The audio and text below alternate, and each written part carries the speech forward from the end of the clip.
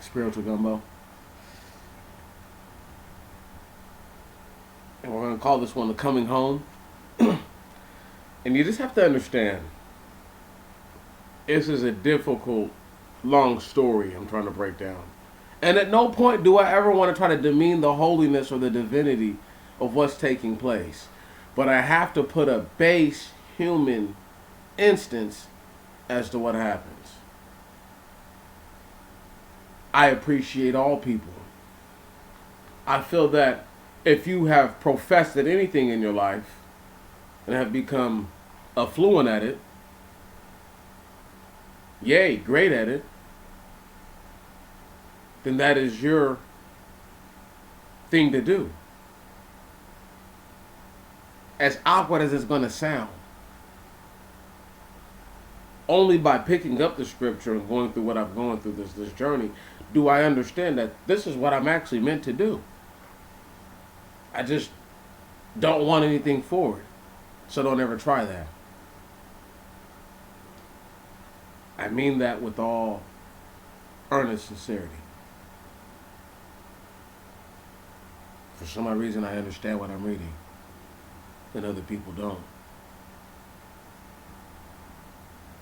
As we begin to humanize the next part of our story and harmonize it with the past, let me begin with the very beginning. In the beginning, God did create the heaven and the earth. He did do that. And his spirit, not his soul, but his spirit was over the deep, was it not? Inasmuch, he wanted to separate everything, the waters, right? That were heaven and earth. Being separated, the two different junctions being one and the same at a time. And in so much greatness so that it could be marveled, this idea, this concept of light is brought to us. But the light doesn't last forever. It has a cycle. So that it may rest. And then the Most High God and his Messiah, who was with him this entire time, who I would argue was the construction general, he is the head foreman, if you will, on this project. Project manager. Chief engineer. All that. He is all those things. Who delegates the authority to the angels to do as what? To separate the places of the water. That the earth could show itself. Is this not true? And then what happened? And then he said, you know what? I want for there to be trees. I want for the trees to have a life. And to produce something from it. And unique to itself. That in the light it may be delighted. Come on. But don't worry, because you can still take part at night. And then, between the Most High and his chief foreman, he decides, I want a regulator. I want a governor, if you will, for this thing that we call the day. And I want another one for what we call the night. Because this concept of complete light and complete darkness, we understand it. But we're going to put life here, and we want the life to marvel at all the things that will be here, and to be able to live and sustain their life with relative ease. So they create the sun and the moon, the greater and the lesser luminary. In so much, its greatness, right afterwards, life is produced. The first life in the water. The great whales, all the fishes, reptiles, and birds. And then all the life on the land. The beast of the field. More birds, more reptiles. Do I tell lies? And then it goes on to tell us about the creation of a first man, a man with no name, but a man, yea, a man, who, unlike these animals, has no soul constitution, but he has dominion, a control. And the one finite measure that we know of all these things is that their diet is to eat what the planet produces, not one another. The Most High God marvels at his works, and he says, this is amazing. And he rests on the seventh day. The seventh day, the same cycle of days that we know of now. Because how much greater is it for in 7 complete days that you know of, he created all life, as opposed to 7,000 years. The logistical effort, obviously, the genius, if I can use this word without it being an offense, because we all know that the word itself may not be what it is, but the godliness that it takes to do this is beyond any level of genius that you could ever muster that a person has. In this logistical effort, he tells himself that once you get done with your work and you complete it, the major parts of it, you rest. And this becomes the most major initiative for man. Going forth. It has never rained on the earth. It has never needed to rain. Yet the earth produces its fruit. But there is no grass. Not yet, but there is herb of the field. And the Most High God makes it to rain. And he says, I have another idea. I'm going to make a man. And in this man, I'm going to put the same living soul that the first man does not have. But in this man, he will not have dominion over all things. Yea, I will give him dominion over this garden. And this man is lonely. Because when he is first created, he is made with a like partner of similar constitution. But she goes astray. And the Most High God sees this. So he sends his head foreman and all the angels with him to go and to rectify the situation. Inasmuch it's discovered that a man does not want to have relations with an animal. So this is forbidden.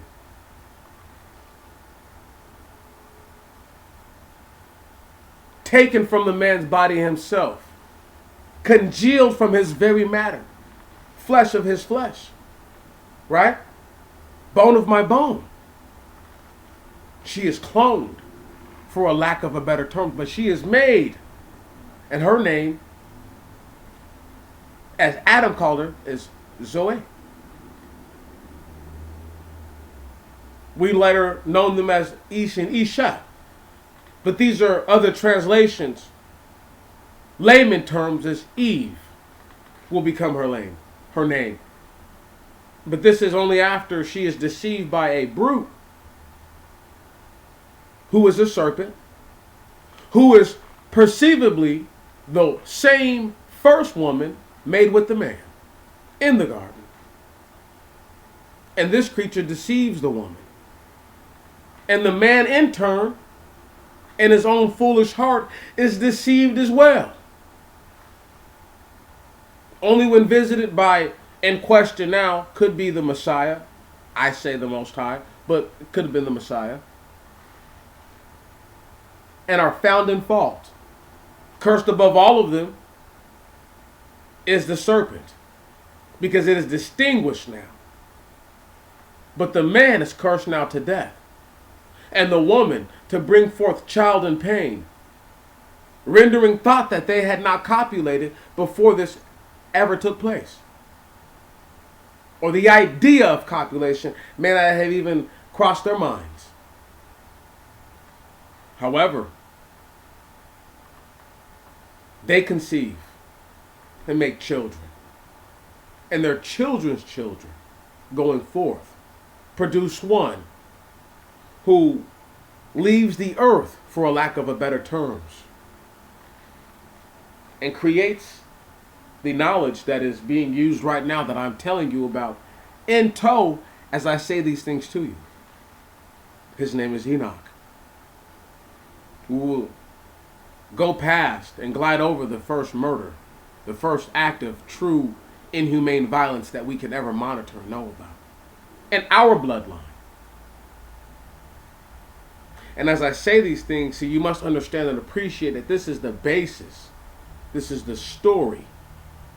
Just to build up to one that you know as a man named Noah, who was found as righteous and just.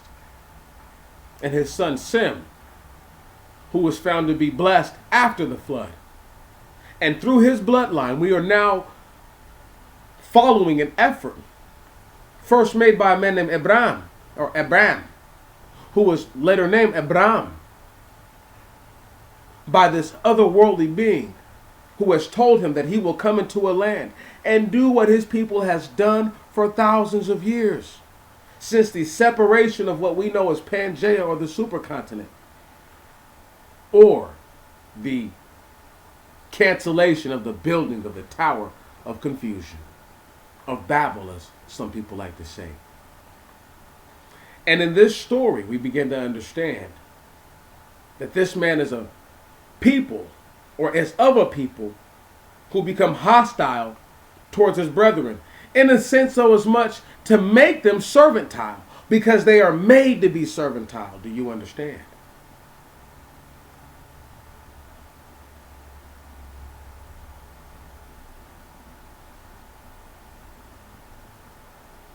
Having said this,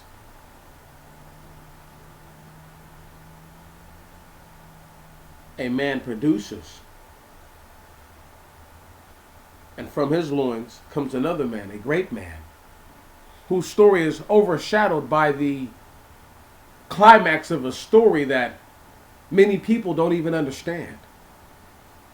And that man being Isaac, or Isaac.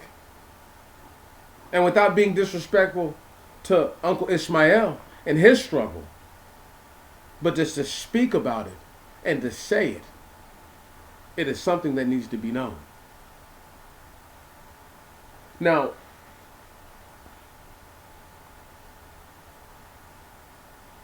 before we pick up with the son of Isaac, the man that we know as Jacob, who has been in the land of Syria of Mesopotamia,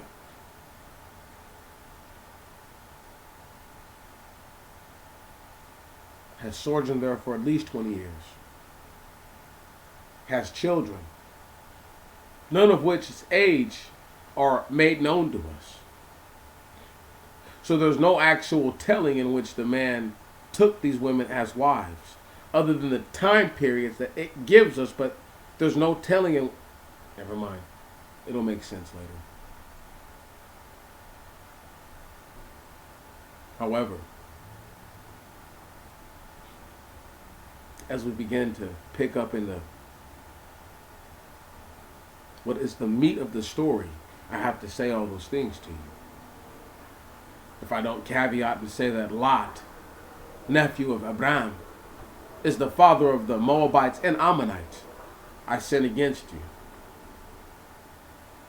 If I do not say that Ishmael is the ass that is mentioned in the book of Enoch, chapter 89, that is begot from the bull, the white bull.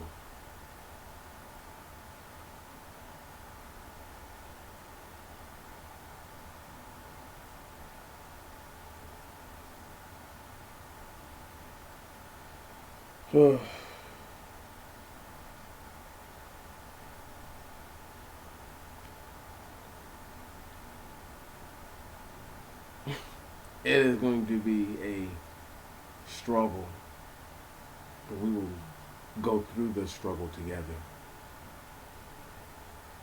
And as I sigh, just know that I sigh to say these things.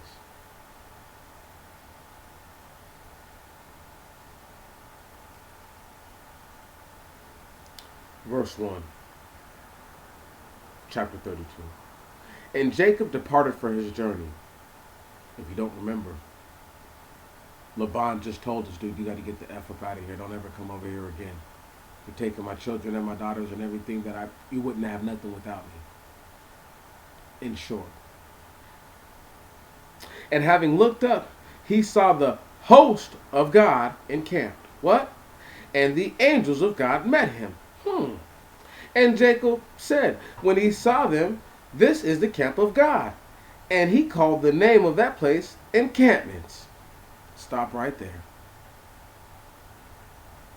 This man's clearly seeing things that are not from earth, right in front of him. And he says, what? And he saw the host of God encamped. And the angels of God met him. What? And Jacob said, when he saw them, this is the camp of God. And he called the name of the place encampments. Understand. So they met him and he's like, oh, this is where you guys are at? Understand.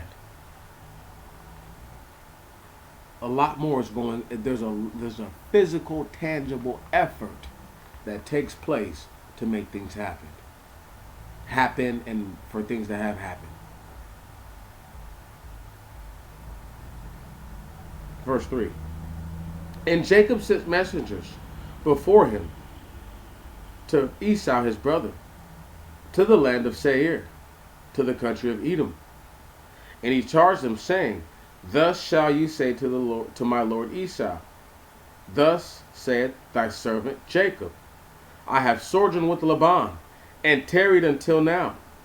And there were born to me oxen, and asses, and sheep, and men servants, and women servants. And I sent to tell my lord Esau that thy servant might find grace in thy sight. And the messengers returned to Jacob, saying, we came to thy brother Esau, and lo, he comes to meet thee, and 400 men with him. And Jacob was greatly terrified, and was perplexed. And he divided the people that was with him, and the cows, and the camels, and the sheep, into two camps. And Jacob said, if Esau should come to one camp, and smite it, the other camp shall be in safety. And Jacob said, God of my father Abraham, and God of my father Isaac, O Lord, thou art he that said to me, depart quickly to the land of thy birth, and I will do thee good. Let there be to me sufficiency of all the justice, and all the truth which thou hast wrought with thy servant. Stop right there. Do you hear what he's saying right now? See, this is how you know that an angel actually told Moses. We're reading an account told to someone else about the actual accounts verbatim. And because, oh my goodness, it's so hard to explain this to people. I hope the Messiah doesn't strike me. The Messiah was literally, do you guys remember when Moses broke this stuff? And I'm gonna remind you of reading about all this again. We're reading about a man who wrote this down from the Messiah, the same God who was rolling with Abraham, okay, all right, not the Lord God, but God, all right, the Messiah who was with Abraham from the beginning, okay? Are you hearing me? So this is the only reason why he's able to tell Moses this is because he was there.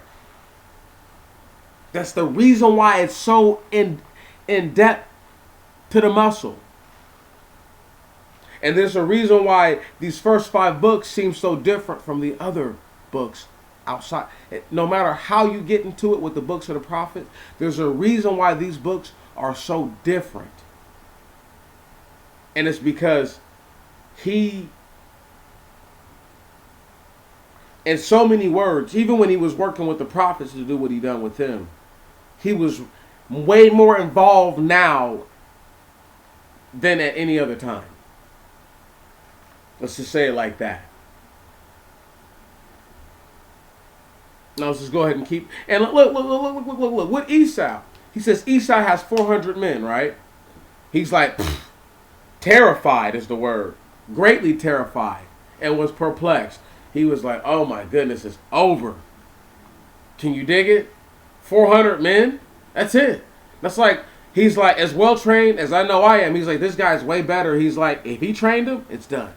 You see what I'm saying? That's how the situation was. And he's just like, okay, let me split everybody up into 2 so that way he doesn't kill everybody. If he gets one camp, at least the other one will get away safe. Now, Follow what he says, so that way you know that the Messiah is telling Moses what Jacob was saying to him in the moment. This is what Jacob was saying to the Messiah, the same angel who's telling Moses the same story that we're reading right now. Come on. God of my father Abraham and God of my father Isaac, O Lord, thou art he that said to me, depart quickly to the land of thy birth, and I will do thee good. Let there be to me a sufficiency of all the justice and all the truth which thou hast wrought with thy servant. So he's saying, with all the things you've already done, all the things you've already stayed true to, he's like, please keep it coming and keep it going, because I don't want this to be the end. Now we're going to keep it going from there. For with this my staff passed over this Jordan. And okay, so it's the Jordan River. Excuse me. Not the Euphrates. And now I become two camps, and deliver me from the hand of my brother, from the hand of Esau, for I am afraid of him. Or, excuse me. Stop right there. You have to pass over the Euphrates to get to the land of Canaan. So he's crossing over the Jordan now, which is where closer to where they're at. Excuse me. Thank you very much. I'm thinking about something else, and I'll tell you about it in a moment.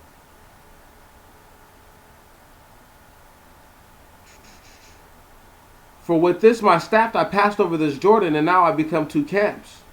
Deliver me from the hand of my brother, from the hand of Esau, for I am afraid of him, lest he haply should come and smite me and the mother upon the children.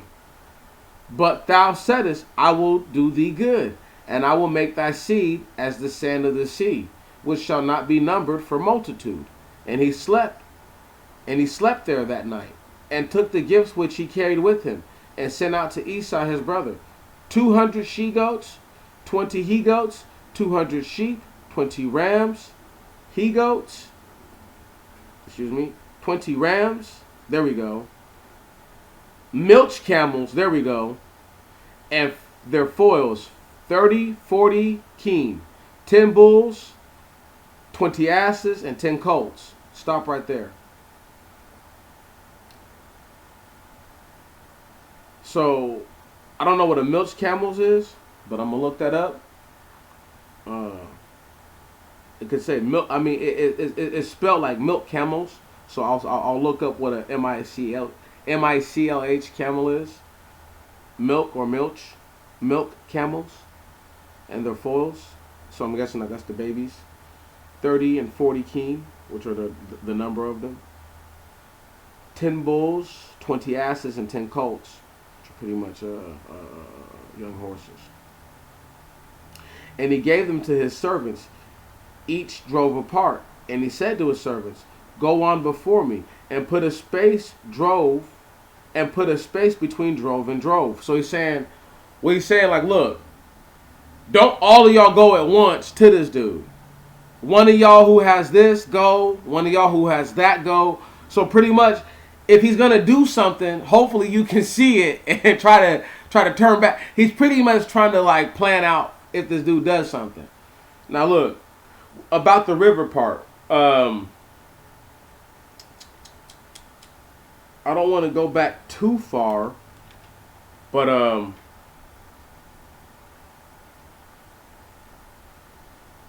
so when it says he passed over the river and he went into the mountain Gilad, I know that's not the same spot, right on, because he's coming to the land of Seir, to the country of Edom. So the reason why I say this is he's crossing over another river again now, right on. You understand what I'm talking about? Which is the Jordan River. So I was half lost, but now I'm like, okay, that makes sense. Because if you look at a map, and that's why I show you guys the maps. But I'm gonna have to pull up one that actually has the Euphrates, the Jordan, and all that stuff, the Tigris, again, so that way you guys can see them, and then you guys can understand. Like, if you're traveling from one part and you're doing a certain type of journey, you'll have to go over these. You can't not. You can't not. You understand? Because the land is owned by certain people, and you're going the route of the language of the people that you speak. You follow what I'm saying right now? So there's other things that I just don't always throw out there, but that's why language is a big part. That's why the Tower of Confusion is such a huge deal. Now, going from there, they're crossing over the Jordan. They've crossed over the Euphrates, right on. Coming more into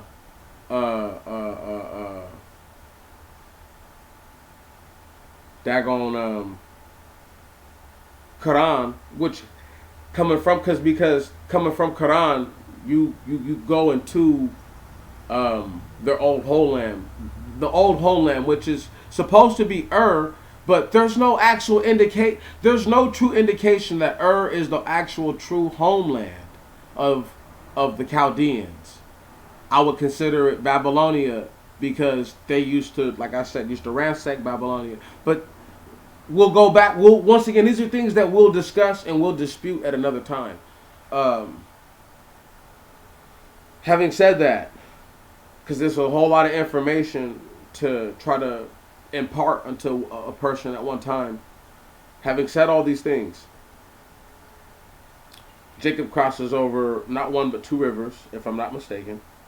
And I'll look at the maps to make sure that I'm not tripping, but I think I'm right now. I think I got it right. I think I'm not as confused as I was, or seem as confused as I was. Given the location of where I believe Gilad is at, and where I know Mount Seir and all that stuff is at. So,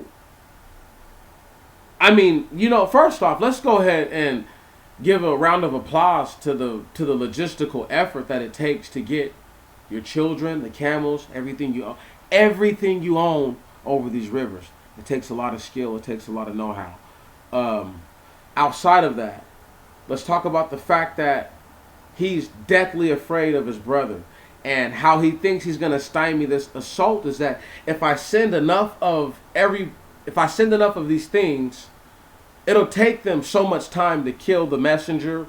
Like, we should have time to see the commotion, is what he's hoping. Now we're going to go back to where he's sleeping, right? Now here we go.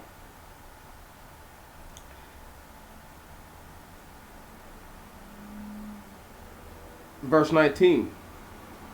And he charged the first and the second and the third and all that went before him after these flocks, saying, Thus shall ye speak to Esau when ye find him, and ye shall say, Behold, thy servant Jacob comes after us.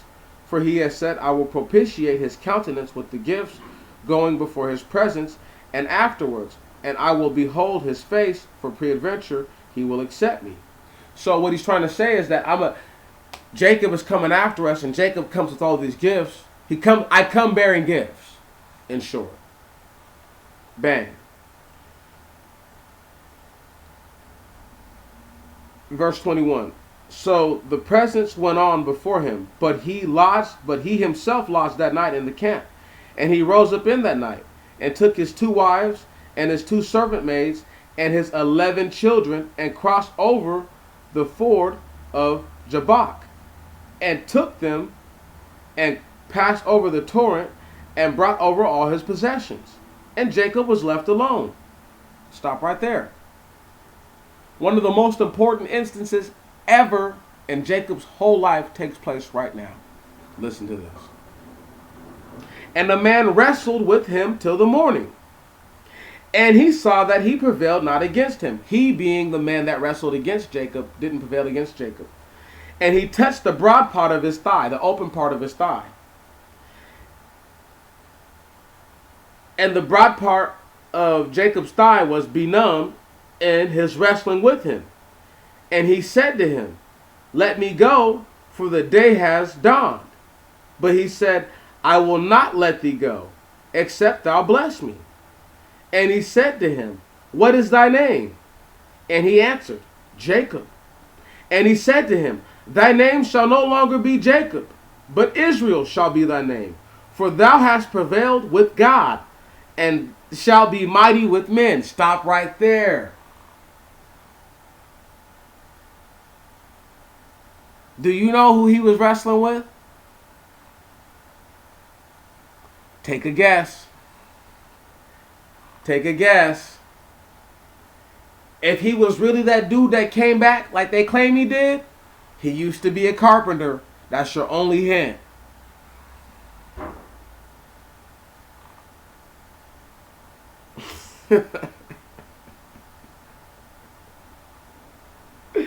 Going for it. And Jacob asked and said, tell me thy name. And he said, wherefore dost thou ask after my name? And he blessed him there. And Jacob called the name of that place the face of God. For he said, I have seen God face to face, and my life was preserved. And the sun rose upon him when he passed the face of God, and he halted upon his thigh. Stop right there.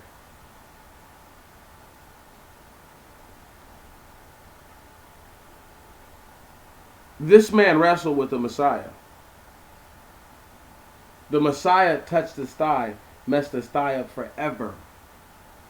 So much so, verse 32, therefore the children of Israel will by no means eat the sinew which was benumbed, which was on the broad part of the thigh, until this day, because the angel touched the broad part of the thigh of Jacob, even the sinew which was benumbed. Stop right there. Now they say angel, right? But he's sure that this was the face of God, and it's capital G. So unless you're saying that angels are being called God, stop right there. That means what? The Messiah is a what, people? An angel. And this God he was talking about was an angel. Something I've been stressing for a long time.